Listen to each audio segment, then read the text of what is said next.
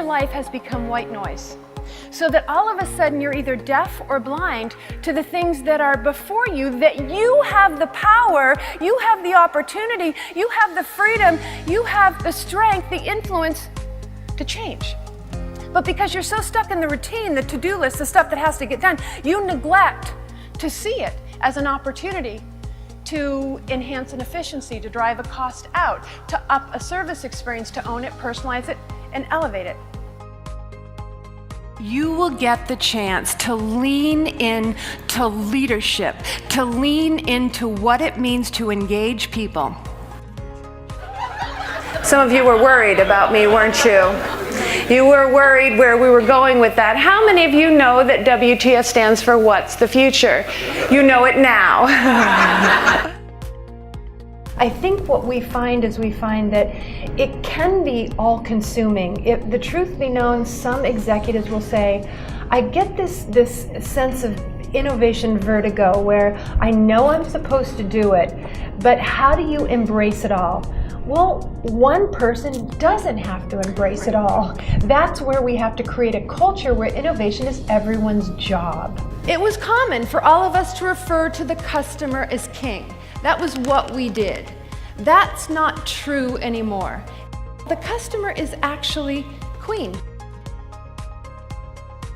Once you know what she is concerned about, then you can start to better address her, engage her, facilitate her learning, facilitate her conversations, facilitate her improvements, facilitate her achievement and realization of her goals.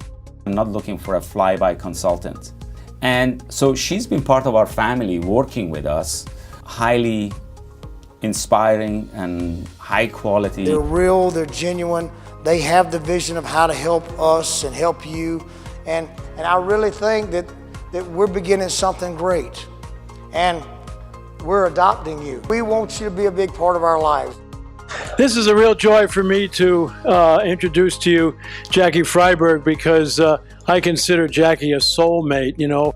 Once a speech gets booked, I begin a journey of discovery. I will customize every speech with you and for you. How do I do it?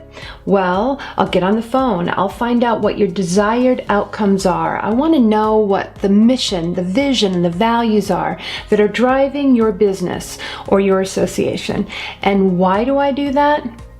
I want to know what you want people to think and do differently as a result of this event. In our own little pockets of the world, what is it going to mean to become unforgettable? Not ordinary, but unforgettable. If the admissions process, if discharging, if the if that's all standard and it's pretty, it's relatively easy. If the procedure is done correctly the first time, if the prescription is right and it helps, if the diagnosis is accurate and it's insightful, is that unforgettable? No, it's not. It's expected. These days, it's ordinary. What are we going to do to become unforgettable and extraordinary?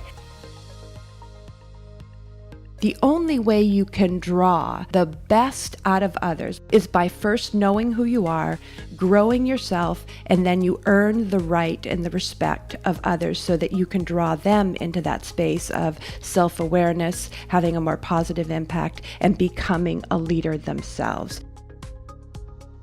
What if we had a button that allowed people to contribute to a policy? Ooh. I know, don't you love that? Joe's in, Joe's so in. In the spirit of changing 2 or 3 things in my life and in the impact that I have on people around me, I can enhance, improve my brand. That's what this is all about.